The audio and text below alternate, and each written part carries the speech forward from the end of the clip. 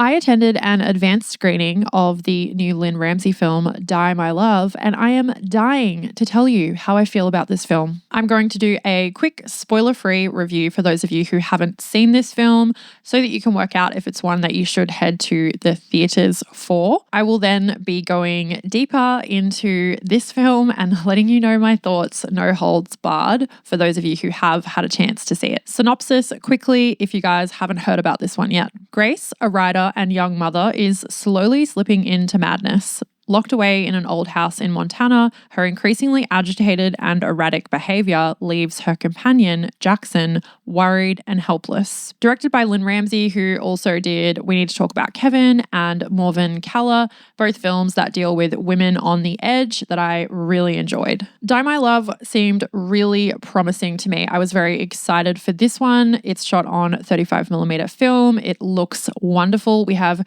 two really incredible actors. Admittedly, I am not a huge fan of Jennifer Lawrence, but she is very good in this. I can confidently say that this film's best asset is the way it looks. It is shot beautifully. I love all of the choices here in terms of cinematography. I think film was a really wonderful choice for a very raw subject. The rest of this film, however, was frustratingly exhausting and extremely repetitive. It was very thin in its character development and overall narrative. This meant that it was difficult to connect with the characters and have empathy for them, which is a big problem when you have a 2-hour movie that is entirely a character study. All of the problems in Die My Love could have been solved by some rearranging in editing that set us up with more context and stakes for the characters, but instead we are presented with immense focus on physical actions and these contrived outbreaks from Jennifer Lawrence that are inserted so many times. It just had me rolling my eyes by the end. I have specific issues with this film, which I'm about to get into in my spoiler review, but just know that this film has some amazing, glowing reviews. People are saying how much they enjoyed this, raw and unhinged portrait of postpartum depression, although that is debatable as to whether or not that's what she's struggling with here. I just think that all of its problems lie in the writing, in the plot, in the narrative, in the thin characters. It's badly put to screen when you think about it from a story point of view, and it's a shame because there are so many good ingredients here for a very impactful, very powerful film that's really saying something. And as a mother who did go through postpartum depression, like I said, whether or not we're actually talking about that here, I am a woman. I am a mother. I am someone who is in the home a lot of the time, doing a lot of those grindy tasks. And I was very excited to see that kind of character be portrayed and hopefully be able to resonate a little bit with the descent into madness that we see Jennifer Lawrence's character go into. But instead, I actually ended up finding it quite offensive. I would recommend that you see this in theaters if you are a particular fan of Lynne Ramsay and you want to see how this adds to her body of work. If you love Jennifer Lawrence a lot, she's one of your favorites, and you really want to see the performance she gives here because, yes, it is good, but because of all of the problems I have with it, it kind of takes away from her performance. Or if you are someone who particularly loves to support these types of movies, go to the cinema, you have a lot of time. Cinema is like your religion and you just see everything. For everyone else, though, I would recommend waiting for Die My Love on streaming. I don't often say that because I try and get people to go to the theater as much as possible, but I know it costs money and time, and I want to respect both of those things. So I would honestly wait for this on streaming. And if you do have a time slot to go to the movies, I would pick something that might not be such a slog to sit through. Now let's get into the nitty-gritty of why Die My Love just did not work for me. Welcome, those of you who have seen the movie. What did you think? How are you feeling? Please let me know below as we head into this spoiler part of the review, because I know when I've come home from the movies, I am dying to kind of bounce off other people, hear their opinions. I felt so drained and exhausted after seeing Die My Love, and I do not mean that in a good way. Sometimes we see films and we walk away feeling really zapped because it's so intense. It's so powerful, it's so heavy. And I am someone who actually really likes that. This was more akin to the feeling that you get when you've spent a few hours with a person that you just really do not care for, who is quite insufferable, and you just feel so like socially exhausted. Let's talk a little bit about the Grace character played by Jennifer Lawrence. I loved the beginning scene, the way it was composed, those frames in the house, the way that it set the scene for where we would largely see the story play out. We could tell that there was a lot of tension and resentment already between the two of them. The way he, yells out, "Oh, I can get a drum kit," and she's kind of like, "No." It really spoke to me, and I was really amped up. I was really excited for where this was going to go. We then had the fire through the woods and that kind of, punk, like lo-fi song, and I was just really feeling it. From there, I think from memory, it's 2 days ago since I saw it, we go into the scene where she's going through the field with the knife, which to me seemed a little kind of early on and too soon. And I was unsure as to sort of why we had something like that. She's then touching herself on the grass, and I was kind of like, okay, I hope that we get a little bit more context behind why she's already like this and why this is the sort of behavior that she is displaying. Because if I'm honest, now that I've seen the whole thing, that felt, I don't know, it felt like a decision a man would make almost. It felt like the whole thing ended up feeling like it was directed by a man who'd never had a baby. It was obvious that Grace was very sexually frustrated. She's very unhinged. And I was excited to see where this would go and hopefully get, like I said, a little bit more context. We start seeing her at home with the baby, which I can confirm is pretty boring and it's very grindy. And I loved the way that the vignettes of the house were shown, the sink filled with dishes and just all of those other very mundane things that you have to deal with being a mother, almost kind of like trapped at home.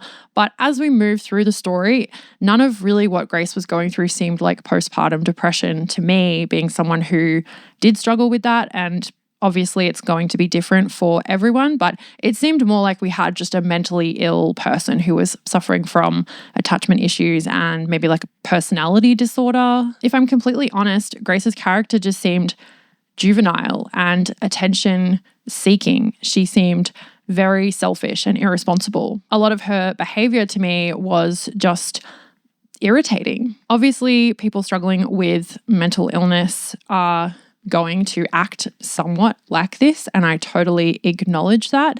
But I do think that we need to take some kind of responsibility for our actions.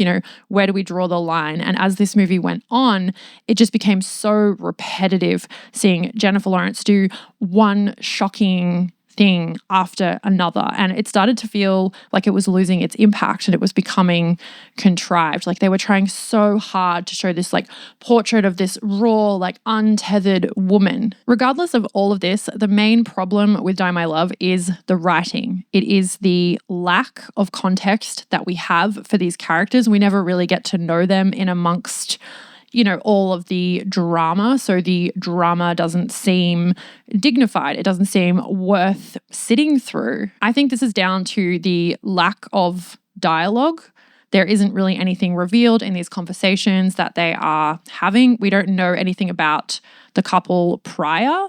We don't know why they are together, what their relationship was like beforehand. There's no reason to really root for either one of them. And it is very, very difficult to have any empathy for kind of basically anyone in this film, but especially Jennifer Lawrence, who is the thing that this movie is hinging on. She is taking up all of the screen time and, we really need to be connected to her. And this movie failed colossally, I don't know if that's a word, in this department because I felt absolutely nothing for Jennifer Lawrence at all, to the point where I kind of felt a little bit guilty for it because, I am someone who should be able to really relate to at least some of her experiences here. And I really tried to. The whole time I was sitting there, I started thinking, okay, you're going to push me to the point of exhaustion and frustration, and you're going to grate on me so much. Maybe you are doing that because you are going to reward me with something, you are going to reveal something. Maybe there will be some kind of flip or twist here, and it will all kind of make sense. And that will be the payoff for this grueling, hour and a half that I have been through. But that never really happens. And the story seemingly never really goes anywhere. Grace doesn't resolve any of her issues. And I am not needing everything tied up in a neat little bow here. But I do think if you are going to make people sit through 2 hours of this kind of behavior, there needs to be some overarching message. And all I can really glean from other people's reviews is that this is a tale of matriarchal rage, or we have a woman who, cannot be contained by a newborn baby and, playing the role of homemaker. But none of that really came through in the story. It felt just like one physical act after another that was just there to shock us. And there was so much emphasis placed on the physicality of the characters' performances and possibly the look of the film that the script maybe took a back seat and everyone kind of just forgot that they were here to tell a story. We see Grace come untethered as we move through, and I'm such a fan of a woman on the edge, but I just had no idea what Grace's unraveling was due to. Of course, we don't need to have a reason in real life. Maybe some people just go crazy, but nearing to the very end of the film, we finally find out that Grace's parents died in a plane crash when she was 10, and she has abandonment issues, etc. So this is her trauma. This felt like a plot point that we needed earlier in the piece, though, to give us some idea of what was going on with her. In my opinion, too much time is spent crawling on the floor, trying so hard to pull off this primal urge and animalistic performance from these 2 actors that the dialogue takes a back seat, and so does any interest in the narrative and honouring the audience's emotional involvement. I also didn't really find this movie funny. In my theatre, there were a lot of people laughing out loud audibly for many of these quite intense moments, like the shooting the dog being dug up by the other dog at the end. And it kind of felt like it was caught between wanting to be really impactful and have a message and, paint this picture of this woman's mental decline with also wanting to be funny. And I didn't really see those 2 things working together. Obviously, I know that people are calling it like a black comedy, but I don't know, that didn't work for me. Those 2 things didn't mesh together. And I ended up finding it quite offensive because it felt like it was a bit of a slap in the face to anyone who has really struggled with mental health,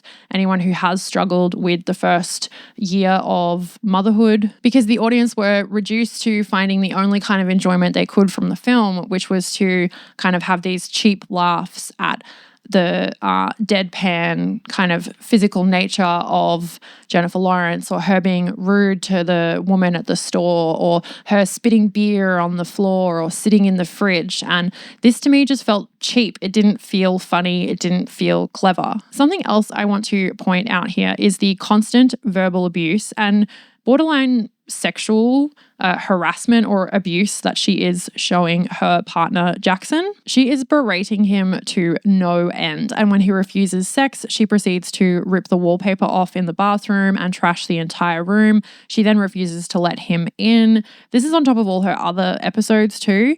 She then laughs about it, and we see her take off all her clothes at a family gathering and jump in the pool in the next scene. If these 2 roles were reversed and we saw Jackson, played by Robert Pattinson, inflict this same behaviour on Grace, this film would be received very differently. And I find that extremely interesting. In fact, I find that one of the only interesting things about this film. I've read so many reviews where Jennifer Lawrence is referred to as this untamed lioness who can't be confined to the domestic life, like she is being looked up to almost. But if the genders were reversed here, I have to imagine that 0 people would be calling the man an untamed lion who is too wild and free to be domesticated. I'm not saying that it's better or worse for either gender to act this way. I think that it's a huge problem for anyone, man or woman, to treat anyone around them and treat themselves this way. But I just find the response to what to me is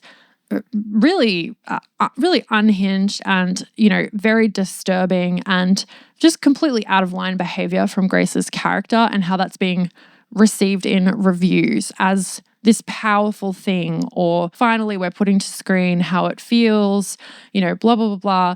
And then if it was reversed and it was a man doing that, obviously it's going to be received completely differently. So it does feel like a little bit of a double standard, and we're not holding Jennifer Lawrence's character responsible for what she is doing, despite her mental illness, of course. But where do we draw the line for this? If she'd have taken her actions further and, it wasn't the dog, it was a person, would she just hold her hands up and say, well, I'm mentally ill, what can I do? I've heard the book was about postpartum depression, and then the team have moved away from that, but still kept the baby there in the story and made it about mental illness and focused on the relationship. And I don't think this works. Something is just simply missing here, and it makes for a very muddy end result. This film is not at all what I had hoped for. It is just as disappointing as The Last Showgirl, which suffered from the same problems.